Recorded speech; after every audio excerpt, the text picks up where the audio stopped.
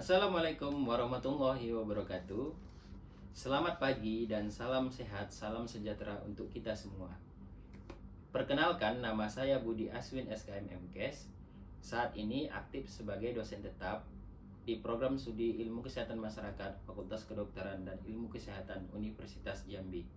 Pada kesempatan kali ini, saya akan menyampaikan pernyataan diri dosen dalam unjuk kerja Tridharma Perguruan Tinggi pada bidang pengajaran. Adapun konsentrasi keilmuan saya adalah di bidang keselamatan dan kesehatan kerja. Selama ini, saya mengampu beberapa mata kuliah yang sesuai dengan bidang keilmuan saya, yaitu bidang keselamatan dan kesehatan kerja. Baiklah, pada kesempatan kali ini, saya akan memaparkan salah satu mata kuliah yang saya ampu, yaitu mata kuliah dasar keselamatan dan kesehatan kerja melalui aspek DIA, yaitu Delivery, Interaction, dan Assessment. Delivery adalah penyampaian mata kuliah yang mencakup informasi yang terkait dengan mata kuliah dasar keselamatan dan kesehatan kerja. Kemudian, aspek interaction adalah interaksi kepada mahasiswa terkait proses pembelajaran selama kuliah berlangsung. Kemudian, aspek assessment yaitu merupakan penilaian yang diberikan kepada mahasiswa selama proses perkuliahan. Pada mata kuliah dasar K3 ini memiliki bobot 2 SKS dengan kode mata kuliah KMJ 122 dan merupakan mata kuliah wajib prodi dan mata kuliah prasyarat dalam mengambil peminatan K3 di semester 5. Tim dosen mata kuliah ini terdiri dari 2 orang. Deskripsi mata kuliah pada mata kuliah dasar K3 yaitu memberikan pengetahuan dan pemahaman tentang aspek konsep dasar K3, bahaya kerja, prinsip dasar K3, keselamatan kerja, kecelakaan kerja, penyakit akibat kerja, hygiene industri, program kesehatan kerja, serta sistem manajemen keselamatan dan kesehatan kerja di industri. Pada awal perkuliahan, dosen koordinator mata kuliah akan menjelaskan tentang deskripsi mata kuliah, bahwa mata kuliah ini akan menyajikan dasar keselamatan dan kesehatan kerja. Penekanan kita selaku dosen pengampu yaitu mahasiswa harus memahami bagaimana konsep dasar K3 sesuai teori, peraturan, dan aplikasinya di tempat kerja, sehingga pada mata kuliah ini akan dipelajari beberapa materi, yaitu yang pertama, konsep dasar K3, faktor ergonomi di lingkungan kerja, penyakit akibat kerja, hygiene lingkungan kerja, faktor fisik di lingkungan kerja, faktor psikologi di lingkungan kerja, kecelakaan kerja dan pencegahannya, promosi keselamatan dan kesehatan kerja, sistem manajemen keselamatan dan kesehatan kerja, faktor kimia di lingkungan kerja, bahaya kerja biologi, manajemen risiko keselamatan dan kesehatan kerja, budaya keselamatan dan kesehatan kerja, serta pendekatan perilaku dalam keselamatan dan kesehatan kerja. Adapun CPMK pada mata kuliah dasar K3 ini adalah yang pertama, mahasiswa mampu menguasai konsep faktor bahaya di tempat kerja, mahasiswa mampu memahami faktor ergonomi di lingkungan kerja, mahasiswa mampu memahami faktor fisik di lingkungan kerja, mahasiswa mampu memahami faktor biologi di lingkungan kerja, mahasiswa mampu memahami faktor kimia di lingkungan kerja, mahasiswa mampu memahami faktor psikologi di lingkungan kerja, serta mahasiswa memahami konsep tentang penyakit akibat kerja, kecelakaan kerja, dan sistem manajemen keselamatan dan kesehatan kerja di perusahaan. Adapun referensi utama yang digunakan pada mata kuliah dasar K3 ini adalah Sumakmur PK tahun 2019 yang berjudul Hygiene Perusahaan dan K3, kemudian Suhatman Ramli tahun 2013 Math Safety, penerbit Dian Rakyat Jakarta. Adapun bentuk perkuliahan yang saya terapkan terdiri dari 2 bentuk. Yang pertama, bentuk sinkronus, yaitu tatap muka dengan metode self-directed learning dan small group discussion. Sedangkan bentuk yang kedua yaitu asinkronus, yaitu menggunakan e-learning dengan metode problem based learning dan case method, dan media pendukung adalah ILMS yang sudah difasilitasi oleh Universitas Jambi. Bentuk dari penilaian pada mata kuliah ini terdapat beberapa kriteria dan bobot penilaian, yaitu kehadiran 100%, tugas 30%, UTS 30%, UAS 40%. Sedangkan untuk rentang penilaian terdiri dari 5, yaitu nilai 80-100 adalah nilai A, 68-79 adalah nilai B, 56-67 adalah nilai C, 45-55 adalah nilai D, dan 0-44 adalah nilai E.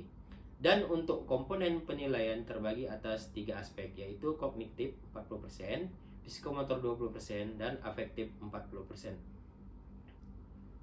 Berikut ini adalah contoh rubrik penilaian pada individu dan kelompok. Adapun rubrik penilaiannya terdiri dari beberapa aspek, yaitu yang pertama aspek penyajian, yang kedua aspek naskah presentasi, yang ketiga aspek pemaparan, dan yang keempat aspek sikap. Untuk selanjutnya, selamat menyaksikan video pembelajaran pada mata kuliah Dasar Keselamatan dan Kesehatan Kerja berikut ini. Warahmatullahi wabarakatuh. Waalaikumsalam warahmatullahi wabarakatuh. Masih semangat? Ya, selamat sore dan salam sejahtera untuk kita semua. Gimana kabarnya adik-adik? Baik. Oke, kita akan melanjutkan pembahasan kita hari ini mengenai mata kuliah Dasar Keselamatan dan Kesehatan Kerja. Topik kita hari ini adalah faktor fisik di lingkungan kerja. Adapun capaian dari pembahasan topik kita hari ini adalah yang pertama itu mahasiswa mampu memahami faktor fisik di lingkungan kerja. Yang kedua, mahasiswa mampu menjelaskan jenis faktor fisik di lingkungan kerja. Yang ketiga itu mahasiswa mampu mempraktekkan beberapa pengukuran dari bahaya kerja fisik di tempat kerja. Oke, langsung saja. Bahaya kerja fisik itu sebetulnya ada beberapa ya. Yang pertama tentu ada kebisingan di tempat kerja, permasalahan kebisingan. Kemudian ada permasalahan getaran di tempat kerja. Kemudian ada permasalahan pencahayaan, baik itu pencahayaan yang berlebih maupun pencahayaan yang suram. Kemudian ada iklim kerja ya, iklim kerja panas dan iklim kerja dingin. Nah, mungkin kita akan sedikit bahas mengenai bahaya kerja kebisingan. Nah, apa itu bisik? Bisik itu bunyi yang tidak dikehendaki ya, yang bersifat mengganggu pastinya. Nah, jadi kalau misalnya kita melakukan survei permasalahan lingkungan kerja, nah itu nanti pada saat kita datang nyampe itu namanya pengenalan lingkungan kerja. Nah, kalau kita pengenalan itu apa yang kita kenali? Contoh kalau misalnya permasalahannya yang kita kenali adalah bahaya kerja kebisingan, maka di tahap selanjutnya adalah permasalahan penilaian. Penilaian ini harus kita lakukan pengukuran. Nah, hasil pengukuran akan kita bandingkan dengan standar yang berlaku. Baru selanjutnya kita buat upaya pengendalian. Nah, permasalahan yang lain itu vibrasi atau getaran. Nah, permasalahan getaran ini juga dapat menimbulkan permasalahan kesehatan bagi tenaga kerja jika setiap hari tenaga kerja itu terpapar dengan bahaya kerja getaran. Nah, untuk mendeteksi bahaya kerja getaran ini kita bisa menggunakan alat yang namanya vibrasimeter. Ada yang udah tahu belum alatnya? Udah pernah lihat? Nah, ini alatnya ya. Namanya vibrasimeter. Nah, jadi nanti alat ini pendeteksinya ini kita letakkan di suatu misalnya contoh yang mau kita ukur itu getaran dari sumber mesinnya. Nah, jadi kita letakkan, nanti kita lihat berapa getarannya. Nah, contoh sederhana misalnya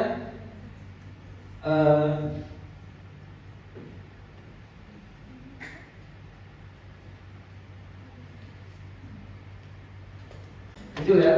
Coba lebih keras lagi bisa nggak? Nah, makin nambah nggak di angkanya? Nah, kalau sudah nanti akan kita pencet home, sehingga kita catat berapa getarannya. Nah itu ya. Nah ini namanya vibrasi meter adik-adik. Udah kenal ya? Nah tata caranya, pertama kita hidupkan power dulu, udah pasti ya. Kalau enggak dia nanti nggak hidup ya ininya, layoutnya. Nah kalau sudah alat ini udah bisa digunakan, apa yang mau kita ukur getarannya? Misalnya mesin. Kita contohkan ini mesin yang mengeluarkan getaran. Kita letakkan. Nah nanti mesinnya kan bergetar tuh. Nanti kita ketahui berapa getarannya. Kalau contohnya ini mesin, coba kamu goyangkan tuh. Lihat angkanya.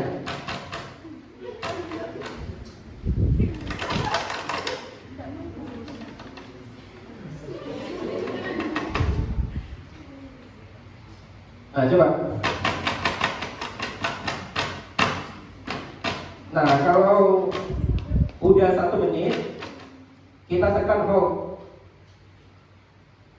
Nah terus kita catat, berarti dia 0,9 getarannya. Nah dia nanti untuk membandingkan dengan standar yang berlaku berdasarkan Permenaker nomor 5 tahun 2018, berapa getaran sesuai standar yang berlaku. Oke, yaitu untuk getaran.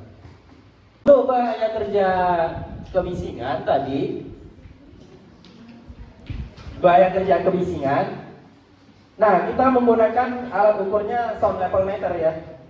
Sound level meter. Nah, ini APD-nya. Ini yang namanya AirMap. Ini yang namanya AirMap. Ini namanya penutup telinga. Bisa kamu pakai? Coba. Coba aja. Nah, ada musiknya nggak? Nggak. Nah, itu namanya AirMap. Sedangkan ini namanya AirPlug. Ini sumbat telinga. Bisa kamu pakai nggak? Coba. Masih ke dalam. Nah, seperti itu ya. Omongan saya dengar nggak? Kalau agak berkurang berarti kebisingannya agak berkurang nyampe ke telinga ya. Ya, makasih. Nah, ini AirMap, yang ini AirMap, yang ini AirPlug ya. Ini penutup telinga, ini sumbat telinga. Alat pelindung diri untuk pencegahan bahaya kerja kebisingan. Ya. Oke.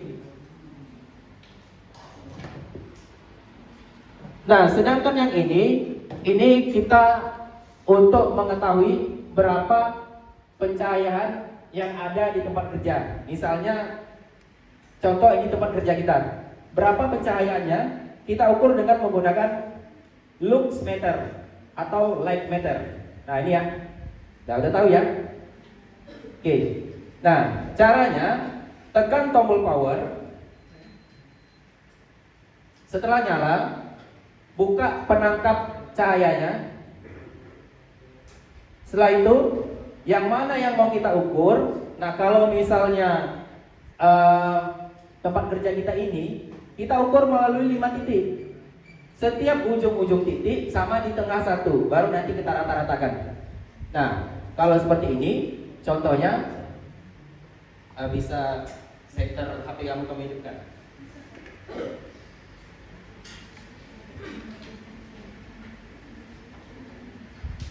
Nampak ya angkanya ya? Nah, setelah itu nanti kita pencet hold. Ada tulisan hold di situ. Nah, baru kita catat berapa pencahayaannya. Nah, itulah dia ya. Oke, paham ya? Sampai di sini ada yang mau ditanyakan?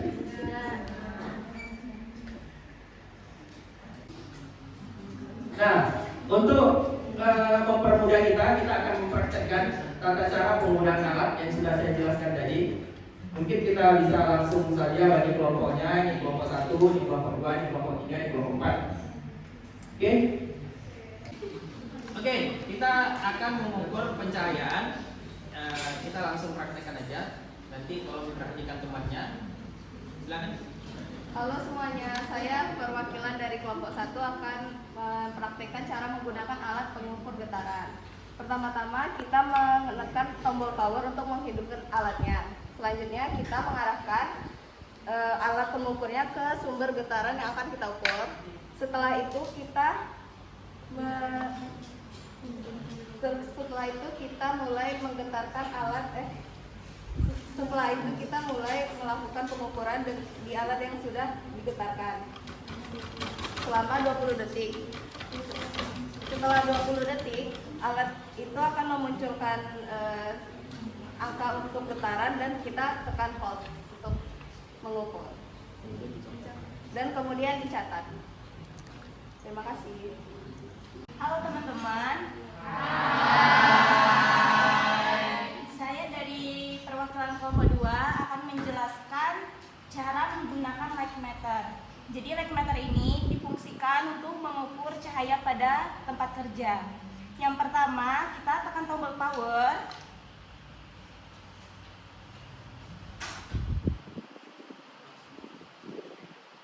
Kemudian kita buka penutup sensor pengukur cahayanya.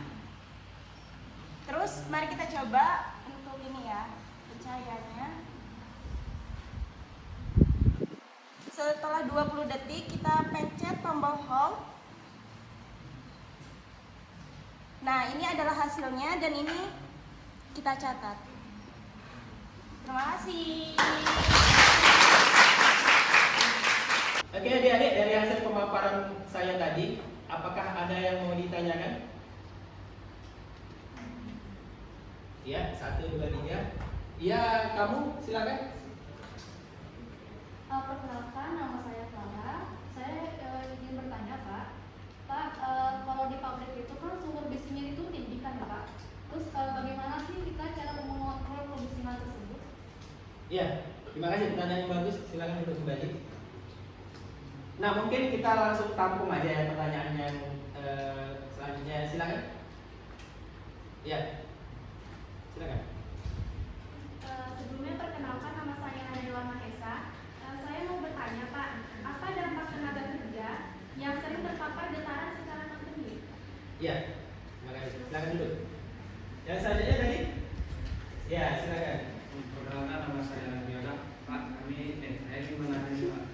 Jadi kan tempat kerja itu kan ada juga tuh yang kayak pakai dinding gitu Pak. Itu juga sumbernya cahaya itu dari matahari. Nah, itu cara mengukur untuk pencahayaan itu gimana Pak? Ya, terima kasih. Nah, untuk pertanyaan pertama dari Clara tadi ya, untuk permasalahan kebisingan, bagaimana cara mengontrol bahaya kerja kebisingan di tempat kerja yang sumber bisiknya itu tinggi dari hasil bising yang dikeluarkan oleh suara mesin misalnya. Nah, untuk pencegahan atau pengendalian bahaya kerja kebisingan itu dapat kita lakukan dengan 3 aspek. Aspek yang pertama, pengendalian secara administratif. Nah, pengendalian secara administratif ini contohnya dengan pemeriksaan kesehatan secara berkala, pemeriksaan kesehatan khusus, kemudian adanya pelatihan tentang bahaya kerja kebisingan. Nah, yang kedua, pengendalian secara teknis. Pengendalian secara teknis ini langsung kepada sumber bising. Misal yang mengeluarkan sumber bising adalah mesinnya, maka mesinnya kita beri peredam suara. Atau mesinnya kita buat ruang isolasi sehingga cepat ramah gelombang bunyinya sampai ke telinga pekerja berkurang. Kemudian yang pengendalian ketiga yaitu dengan menggunakan alat pelindung diri. Nah, ini alat pelindung diri yang tadi. Nah, ini ada 2 ya. Yang pertama, penutup telinga, earmuff. Yang kedua, sumbat telinga, earplug. Nah, ini untuk mengurangi bunyi sampai ke telinga pekerja. Sehingga yang awalnya mungkin kebisingannya 85 desibel, tapi dengan menggunakan APD bunyi sampai ke telinga pekerja bisa di bawah 85 desibel. Nah, kira-kira Clara ada lagi yang mau disampaikan? Ya, terima kasih. Nah, kemudian pertanyaan yang kedua tadi dari Naila. Nah, pertanyaan dari Naila tadi terkait bagaimana pekerja yang terpapar dengan bahaya kerja getaran secara kontinu, efek dampaknya apa? Nah, yang pertama efek dampaknya itu secara psikologis, bisa menyebabkan mudah marah, susah tidur, daya konsentrasi berkurang. Nah, kemudian ada efek keselamatan kerja yang pasti bisa menyebabkan kelelahan kerja, kecelakaan kerja. Nah, ada juga efek yang berdampak kepada aktivitas enzim kolinesterase. Nah, ini nanti mungkin akan kita bahas di pertemuan berikutnya. Kira-kira ada yang mau disampaikan? Ya, terima kasih. Kemudian pertanyaan terakhir dari saudara Alan. Ini terkait bagaimana bahaya kerja getaran ya, bahaya kerja pencahayaan ya. Dari tempat kerja yang misalnya tidak mempunyai dinding, yang sumber pencahayaannya itu berasal dari matahari. Nah, itu namanya pencahayaannya, sumbernya pencahayaan alami, bukan buatan ya. Nah, kalau dari lampu penerangan seperti ini kan buatan. Nah, ini berarti pencahayaan alami. Nah, tetap sama, kita harus mengetahui dulu sampai seberapa luas tempat kerja itu. Kemudian tempat kerja itu space atau tempat-tempat yang sering dilalui atau bolak-balik tenaga kerja di situ. Baru kita petakan titiknya. Misalnya titiknya kita ambil dari setiap sudut, baru nanti satu di tengah. Kemudian kita ukur, nanti akan dapat nilai rata-ratanya berapa pencahayaannya. Kira-kira gimana saudara Alan gitu? Ya, terima kasih. Oke, ada pun kesimpulan kita pada pertemuan kali ini, yaitu yang pertama bahwa bahaya kerja fisik itu ada beberapa jenis. Yang pertama kebisingan, yang kedua masalah pencahayaan, baik itu pencahayaan yang berlebih ataupun pencahayaan yang suram. Yang ketiga bahaya kerja getaran. Nah, dari ketiga bahaya kerja ini dapat kita kendalikan dengan upaya pengendalian, yaitu ada 3. Yang pertama, upaya pengendalian secara administratif, upaya pengendalian teknis, dan upaya pengendalian dengan penggunaan alat pelindung diri. Oke, kira-kira itu kesimpulan kita pada hari ini. Terima kasih atas perhatiannya. Mudah-mudahan perkuliahan kita hari ini bisa bermanfaat. Saya tutup. Assalamualaikum warahmatullahi wabarakatuh.